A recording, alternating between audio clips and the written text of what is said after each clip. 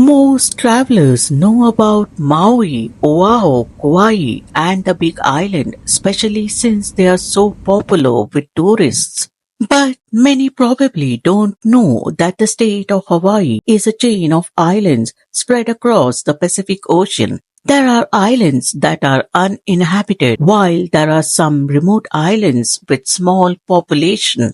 One such small remote island is Molokai. Molokai is only 38 miles long and 10 miles across at its widest point and is home to the highest sea cliffs in the world and the longest continuous fringing reef in all the US holdings, a beauty that stretches 28 miles long. The highest sea cliffs range from 3,600 feet to 3,900 feet. Molokai is known for its natural beauty, lush countryside, beautiful beaches, outdoor activities, and authentic Hawaiian spirit. It embodies Hawaii's past in a place where culture thrives, filled with historical accounts, island legends, and amazing landmarks. You can hike or take a mule ride to Kalaupapa National Historical Park, snorkel in the longest continuous fringing reef in Hawaii, or visit the sacred Halawa Valley.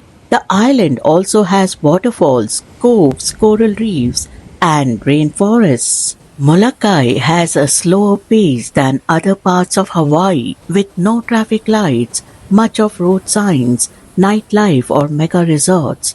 The island also has a high percentage of native Hawaiian residents who preserve their rural life and love of the land. The tourism board strives to create experiences that connect visitors with the local communities and their initiatives. Molokai's trouble is that it has fewer of these attractive things than its larger neighbors and many more unprofitable features. Much of the island is inhospitable. The entire north coast is girded by plunging cliffs and bounded by giant ocean swells. If you are looking for luxury, then perhaps this is not the right place for you. There is no supermarket, there is no fancy resort, there is no shopping mall, no McDonald's or KFC.